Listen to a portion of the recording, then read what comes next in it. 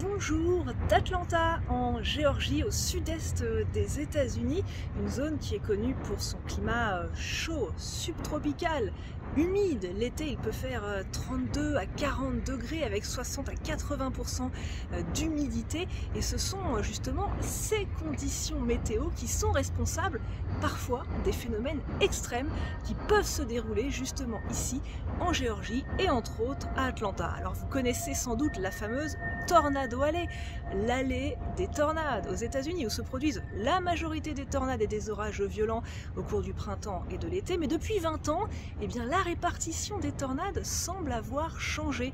Elle se décale davantage vers l'est, vers ce qu'on appelle la Dixie Alley, et Atlanta fait justement partie de cette zone.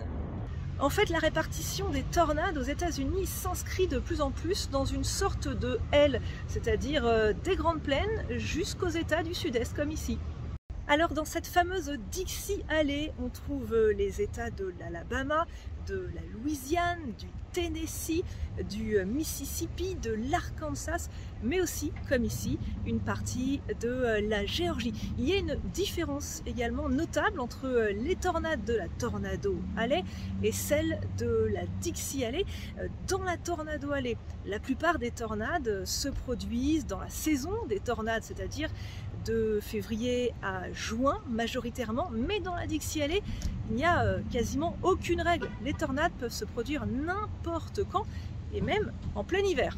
Pourquoi les tornades se décalent-elles autant depuis quelques années? Pourquoi y en a-t-il de plus en plus dans cette fameuse Dixie Alley? Eh bien, les raisons, il faut l'avouer, sont quand même encore mal comprises. Elles sont multiples.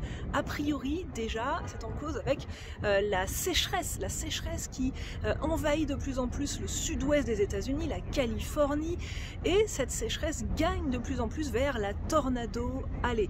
En asséchant la Tornado Alley, il y a moins justement de tornades sur cette zone, ou en tout cas pas plus, mais par contre l'humidité, elle, reste calée sur les zones du sud-est comme Atlanta notamment, tout cela en lien avec des anticyclones de plus en plus puissants, de plus en plus vastes, qui envahissent le sud-ouest, mais une partie des grandes plaines américaines. Et puis il y a une autre raison également, l'eau chaude du golfe du Mexique, un petit peu plus au sud par rapport à ici. Cette eau chaude, probablement accentuée par le réchauffement climatique, génère davantage d'humidité.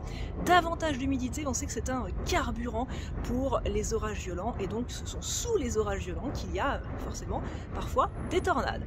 Et puis il y a aussi le jet stream, ce courant de jet qui circule à très haute altitude, qui circule en fait très souvent au-dessus de cette zone, au-dessus du sud-est, et donc il amplifie le risque d'orage violent et il amplifie également la vitesse des tornades. Et des tornades peuvent même se produire en plein Atlanta. Il y en a une qui s'est produite en janvier 2023, juste devant l'aéroport international, et un petit peu plus loin, en mars 2008 justement, une tornade puissante classée EF2 avec des vents à 217 km/h s'est produite en plein centre-ville, ici, là où je suis. Elle a fait des dégâts, des victimes, et elle a même endommagé une partie du bâtiment de la chaîne télé CNN que l'on voit justement derrière moi. Les tornades de la Dixie Alley seraient, selon les chasseurs d'orage, bien plus dangereuses que celles de la Tornado Alley. Pourquoi? En raison du type de terrain, déjà, parce qu'ici en Géorgie, il y a énormément de bois, énormément d'habitations, c'est beaucoup plus urbanisé, beaucoup plus boisé que la Tornado Alley, ce qui fait qu'on voit moins à l'avance les tornades. C'est différent dans une zone comme la Tornado Alley, où il y a de grandes plaines, on les voit très loin, alors qu'ici, avec les bois, avec les habitations, un peu moins.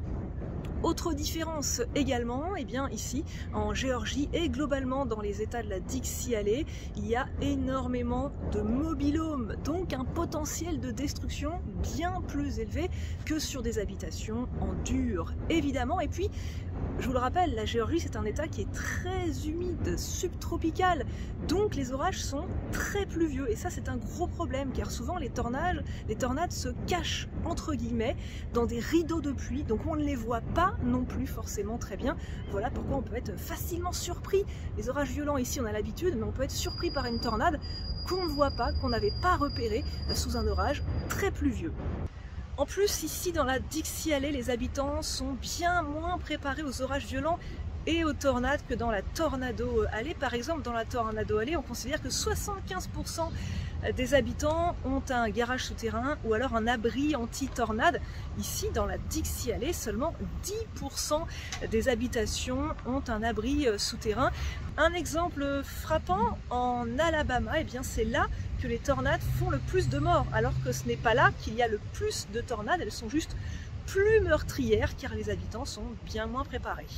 Pour finir sur cette explication de la Dixie Alley, il faut savoir que c'est un terme qui est quand même assez controversé, que certains se refusent à employer, car la Dixie Alley, eh bien la Dixie, ça fait référence aux États confédérés d'Amérique, à cette tradition historique esclavagiste qui était présente dans le passé. Voilà pourquoi certains n'aiment pas employer ce terme de Dixie Alley qui a une connotation raciste. Alors la plupart des météorologues l'utilisent quand même, mais il faut savoir que c'est quand même ici aux États-Unis un terme à utiliser avec des pincettes.